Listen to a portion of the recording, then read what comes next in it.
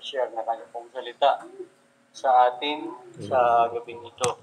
At ang ating pong pag-uusapan ay nasa Psalms chapter 50, Psalms chapter 50 verse 1 hanggang verse 15. Basahin po natin saglit ang mga versikulo ito na ating pong pag-aaralan sa gabi ito.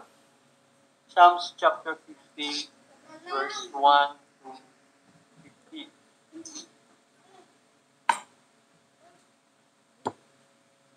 Psalms chapter 50 verse 1 to 15. Verse 1, the mighty God, even the Lord, had spoken and called the earth from the rising of the sun unto the going down thereof. Out of Zion, the perfection of beauty, God hath shined.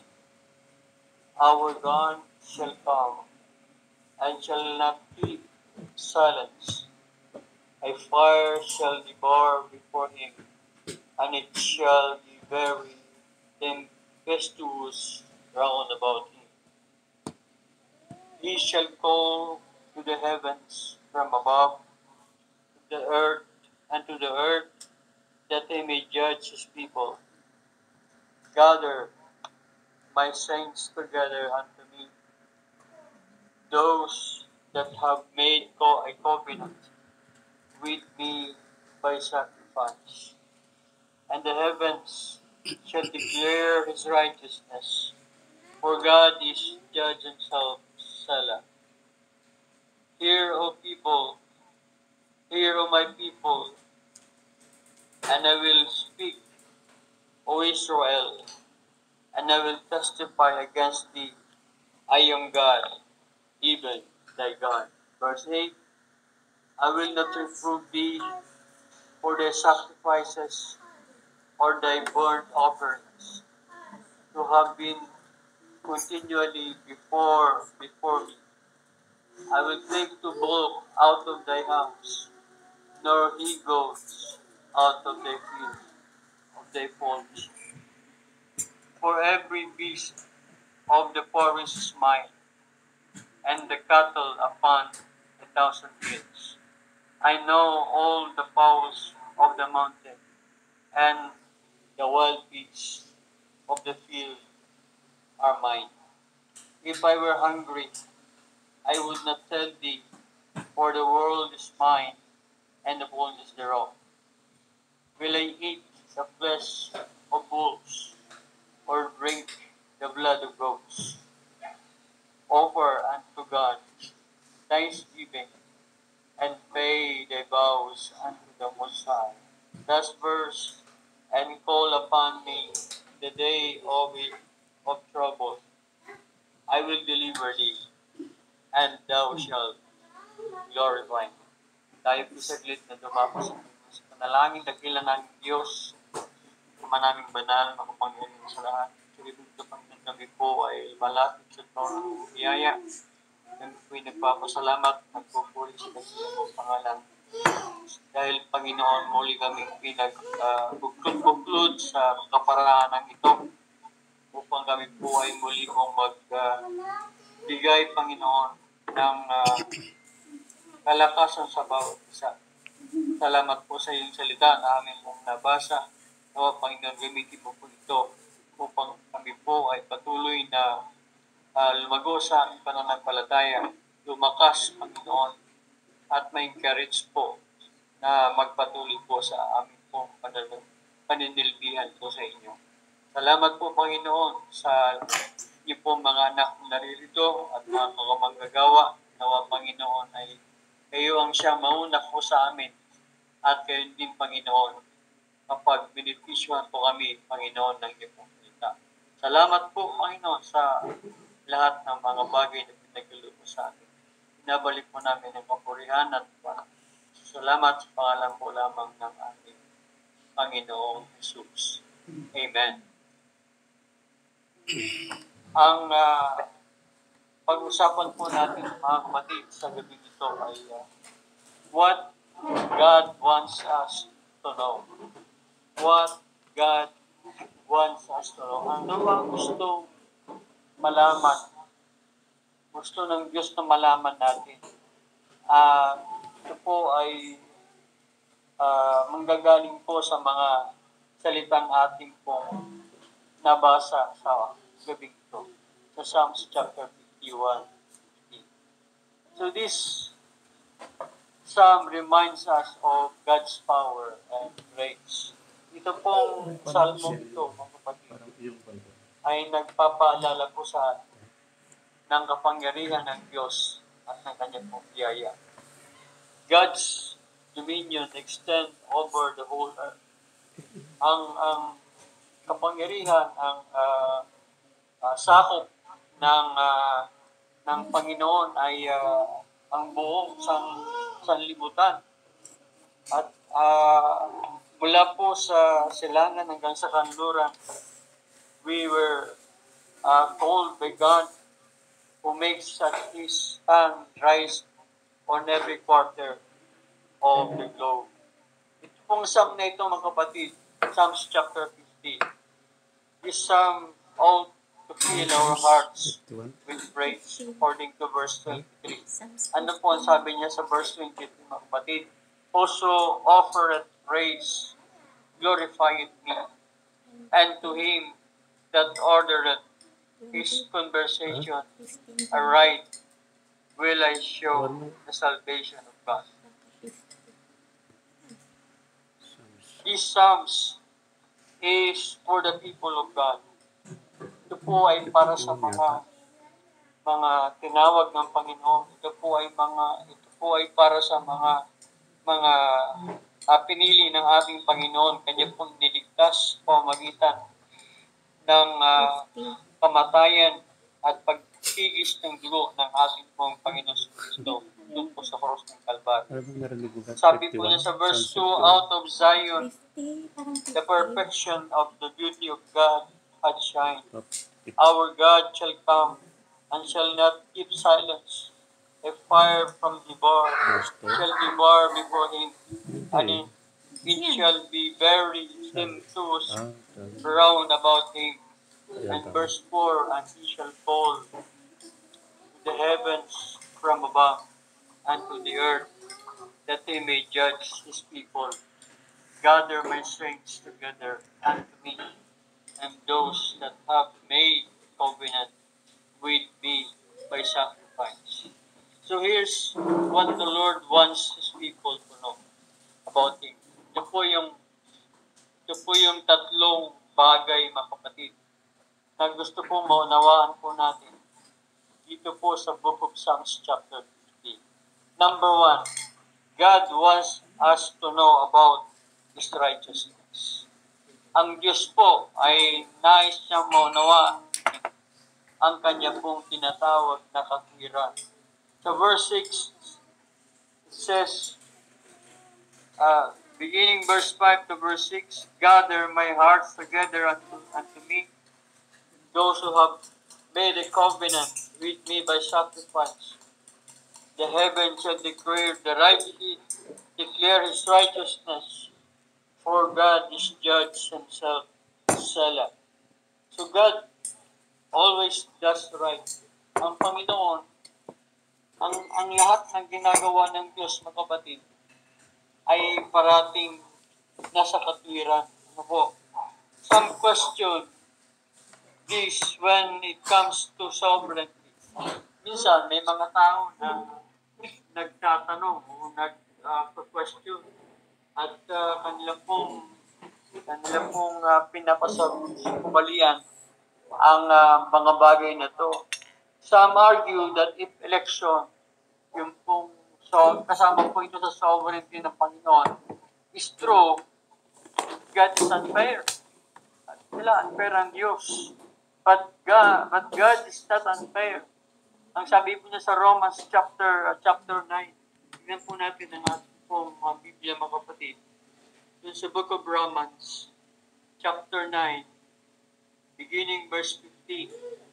It speaks of the righteousness of God. Ito po ay nagpapahayag sa atin kung gaano po katuwid ng ating Panginoon. Verse 15, for he saith to Moses, verse 14, sabi mo, what shall we say then? Is there unrighteousness with God? God forbid. Meron daw bang kalikuan sa Diyos? Ang sabi po niya, wala. Verse 15, for he said, he saith to Moses, I will have mercy on whom I will have mercy, and I will have compassion on whom I will have compassion. Sa verse na ito, mga kapatid, ay expected na ni Apostle Paul na mayroong magtatanong, na mayroong magque-question. Doon po tinatawag na righteousness ng Panginoon when it comes His sovereignty, when it comes His yung po tinatawag na foreordination, when it comes His selection from before the foundation of the world. Sabi niya, what shall we say then? Is there unrighteousness with God? God forbid. For he saith to Moses, I will have mercy on whom I will have mercy, and I will have compassion on whom I will have compassion. Some question that. Another question is when things go wrong. Kapag minsan yung sa ating buhay ay may mga bagay po na nangyayari, at sometimes question God. But we can be sure that God always acts in righteousness. Ano man ho ang mangyari sa buhay natin, ano man po ang makahinatnan ng ating pong buhay, mga kapatid, still God is righteous. Meron ho siyang tinatawag na katwiran, bakit ho nangyayari ito sa ating mga buhay. May purpose po ang Panginoon sa bawat pangyayari ng ating buhay, mga kapatid. God is good and He is righteous all the time. God's righteousness was demonstrated at the cross. Actually, kung titingnan mo natin, ang sabi po niya sa Romans chapter 5, and verse 8, ano po sabi po ng salita ng Panginoon?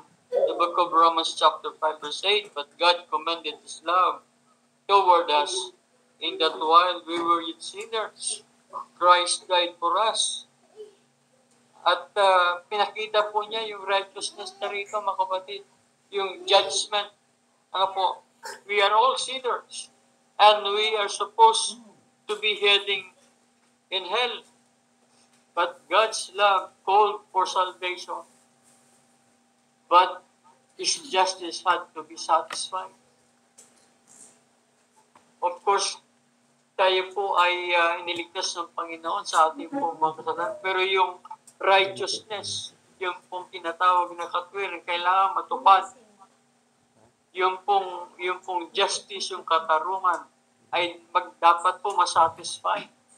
Kaya nga po siya po'y namatay dun sa cross ng Kalbaryo upang tayo po ay mapagbayaran po ang ating po mga kasalanan. Masatisfy yung tinatawag na na galing po ng Diyos sa kasalanan. God's righteousness provided the way. At the cross, God was just and justifier of sinner. Naging siya po ay naging makatarungan, siya po ay righteous doon po sa cross nung siya po ay namatay doon sa cross ng Kalbaryo bilang handog para po sa ating po mga kasalanan. The blood of Christ paid for our sins. God's righteousness is the joy of heaven. Doon po sa Revelation chapter 19, mga kapatid, saglit tayong tumingin sa ating po mga Biblia. Revelation chapter 19, beginning verse 1 up to verse 2. Ano po ang sabi niya dyan? And after these things, I heard a great voice of much people in heaven, saying, Hallelujah, salvation and glory and honor and power unto the Lord our God. For true and righteous are His judgment, For he hath judged the great war which did corrupt the earth with her fornication, and hath avenged the blood of his servants at her hand. So God wants us to know about His righteousness. Ang Diyos po ay matuwid mula sa simula hanggang sa mga sandaling ito at sa mga susunod pang mga araw. The Lord wants us to know about His righteousness. Number two, not only God wants us to know about His righteousness, but also number two, God wants us to know His resources. Doon po sa chapter 50, balik po tayo sa book of Psalms, mga kapatid. Psalms chapter 50, verse 9. Psalms chapter 50, verse 9. Ang sabi po ng salita ng Panginoon, mga kapatid, sa verse 9, I will take the bullock out of thy house, nor he goes out of thy fold. For every beast is the forest of the forest is mine, and the cattle upon 1,000 hills. I know all the fowls of the mountain, and the wild beasts of the field are mine. If I were hungry, I would not tell thee, for the world is mine, and the fullness thereof. Our God owns everything. Ang Diyos po, pag-aari niya lahat ng bagay. Ang sabi niya rito, He owns every beast in the forest and every cattle in the 1,000 hills. How could Israel imagine that the Most High God, possessor of heaven and the earth, had need of this offering? Kung yung pong tinatawag na mga hayop, the countless herds of flocks that find shelter in the 1,000 forests and wilderness belong to Him. Hindi ko niya kailangan yun. Actually, hindi niya ko kailangan yung offering na yun. Nire-require lang ko sa Israel po yun. Pero kung tutuusin, mga kapatid, ay hindi walang pangangailangan ng Panginoon sa Kanya pong mga creature. Tayo po yung mga Kanya pong mga nilalang. At tayo po ang nangailangan sa Kanya, kapatid. Pero yung resources niya, resources po ng Panginoon ay hindi po nawawala. Kanya po lahat ng mga bagay na yan. At yan po, ang sabi po ni Paul sa Philippians, the book of Philippians, chapter 4, verse 9. When it comes to resources, ang sabi niya, but my God, ang aking Diyos, shall supply all your needs according to His riches and glory by Christ Jesus. Ito po, alam niyo po itong verse na ito, napaka-personal ng Diyos na ibinigay o pinapahayag ni Paul sa Kanya. Hindi niya sinabing, but God, pero ang sabi niya, but my God shall supply all your needs according to His riches in glory by Christ Jesus. Pagkakaloob ng Panginoon ang ating pong pangailangan. Yan po ay napatunayan ko na po sa aking buhay.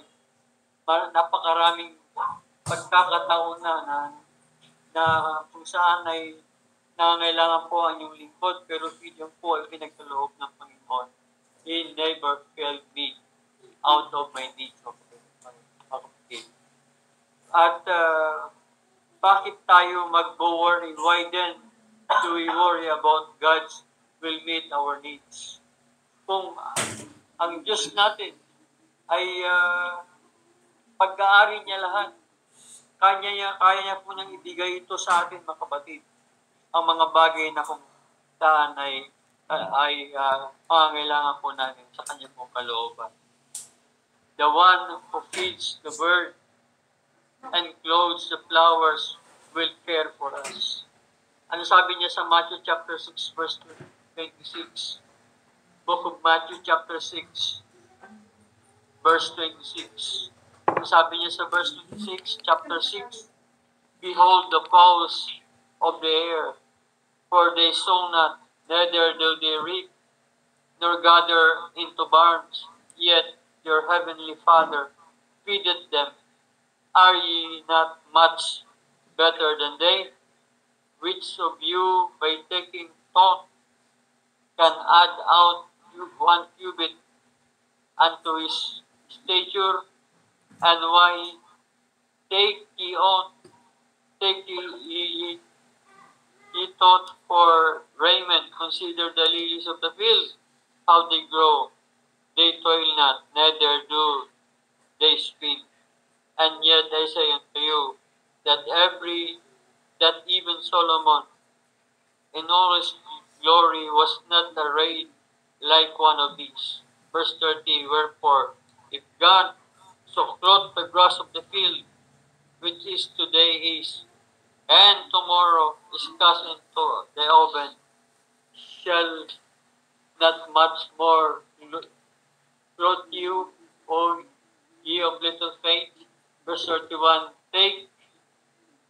therefore take no thought, saying what ye shall eat, or what ye shall drink, or what wherewithal shall we be clothed. Ang sabi ng Panginoon, sa Kanya po ang lahat ng mga bagay na yan. At yan po, ang mga bagay na yan ay pagkakaloob po sa atin ng ating pong Panginoon. Actually, may mga bagay nga minsan na hinihiling natin, hindi natin hinihiling sa Panginoon, pero just the same, may ibinibigay niya, mga kapatid. Yan po ang ating pong Diyos. God wants us to know His resources. Yan po ang mga bagay na yan na nangyayari po sa atin bilang isang mananampalataya. Unang-una, God wants us to know about His righteousness. Number 2, God wants us to know His resources. And number 3, mga kapatid, God wants us to know about His response to our call. Verse 15. Sa verse 15, ito po ang sabi po ng niya. Ito po sa Psalms chapter 50 verse 15. And call upon me in the day of trouble, I will deliver thee, and thou shalt glorify me. Here is a double promise of times of trouble. Ang sabi niya, call upon me in the day of trouble, I will deliver thee, and thou shalt glorify me. Alam niyo po, yung mga bagay na yan ay patuloy po na mangyayari po sa ating buhay. Kung tayo po ay tumatawag sa Panginoon, sa Kanya pong kalooban, ay Kanya pong ibibigay yung ating pong kahilingan. Sabi po, doon po sa Mark chapter 4, ano po, the disciple found this true in the storm on the Sea of Galilee. Doon nung sila po ay nasa gitna ng dagat, sa Mark chapter 4 verse 36 to 41. Ito po ang sabi po ng salita ng Panginoong kapatid. Mark chapter 4 verse 36 to 41.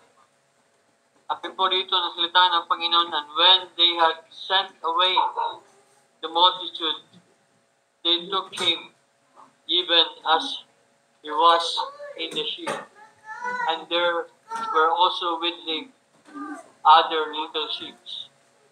And there arose a great storm of wind, and the waves beat into the ship, so that it was not now full. And he was in the hinder part of the ship, asleep on a pillow. And they awake him, and say unto him, Master, fearest thou not that we perish? And he arose and rebuked the wind, and said unto the sea, Peace, be still. And the wind ceased, and there was a great calm. And he said unto them, Why are ye so faithful? How is it that ye have no faith? And they feared exceedingly, and said to one another, What manner of man is this, that even the wind and the sea obey him? Nung time na to ay kasama nila ang Panginoon. Natutulog nga lang. Ano po, pero nung siya po ay kanila pong ginising, sabi niya, Pastor, carest thou that we perish? He arose and rebuked the wind and said unto the sea, Peace, be still. And the wind ceased, and there was a great calm. Sila po ay naligtas dun po sa trouble na yun, sa pagkaligalig ng pagkalunod sa dagat. Hindi po, actually, kung tutusin, di sila dapat nagkaroon ng ligalig, no? Kasi ano doon ng Panginoon. Pero, ang sabi po ng salita ng Panginoon, He rebuked the wind, at there was a great calm according to this account sa mga mananampalataya at mga disciple niya during that time.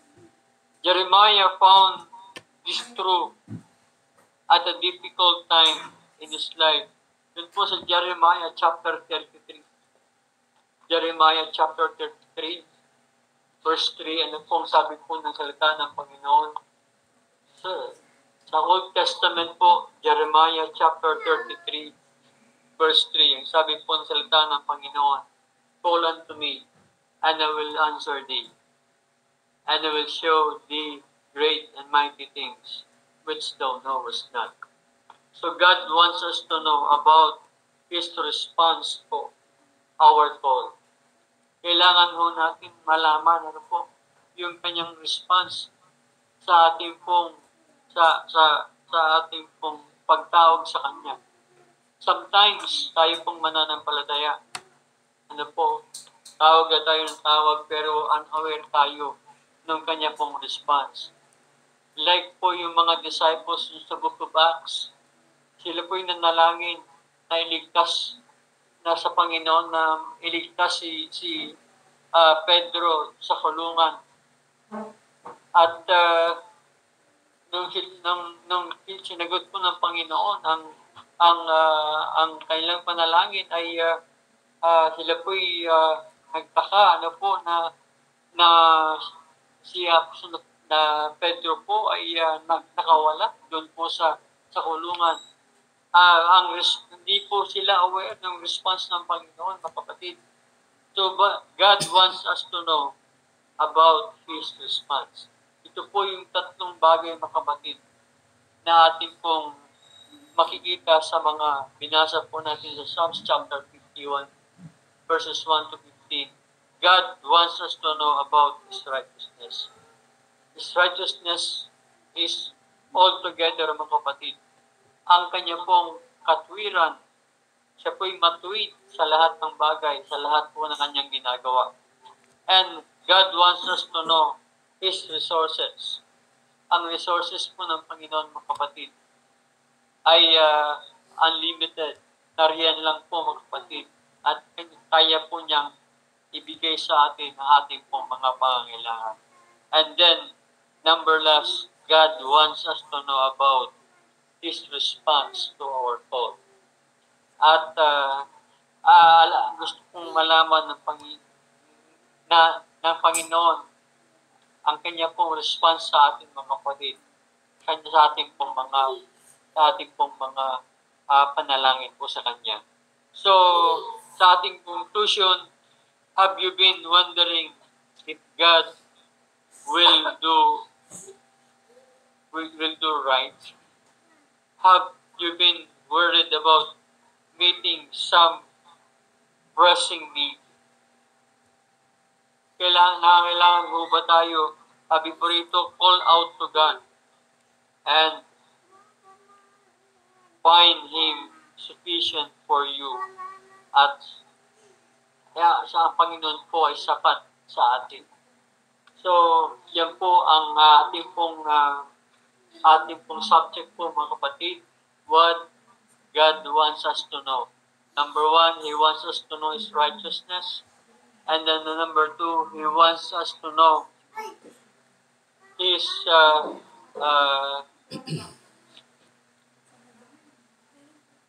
God wants us to know yung kanya pong response sa sa atin, at God wants us to know yung pong mga bagay na yan na kung saan ay ating pong tinalakay po sa araw na ito, mga kapatid. Sana po ay mag-bless po tayo. Ang Diyos po ang siyang may taas sa araw na ito, sa gabing ito, sa kanyang pong mga salita na ating pong pag-aralan. Tayo po'y manalangin. Salamat po, dakilang naming Diyos, sa gabing ito na pinagkaloob mo sa amin. Salamat po sa inyong salita. Nawa, Panginoon, ay patuloy kayong maging gabay po namin, Panginoon. Salamat po sa inyo pong katwiran, sa inyo pong righteousness. Salamat din po, Panginoon, sa inyo pong resources, Panginoon, na unlimited para po sa amin. Kaya din po sa inyo pong response sa aming pong mga panalangin. Kaya po ang may taas po namin mapasalamatan, Panginoon, sa gabing ito. At Panginoon, ay patuloy kayong umatubad-gubay sa bawat isa. Lahat pong ito, Panginoon, ay aming dalangin sa matamis sa pangalan ni Jesus. Amen. Magandang gabi po sa ating lahat, Elder Marcel.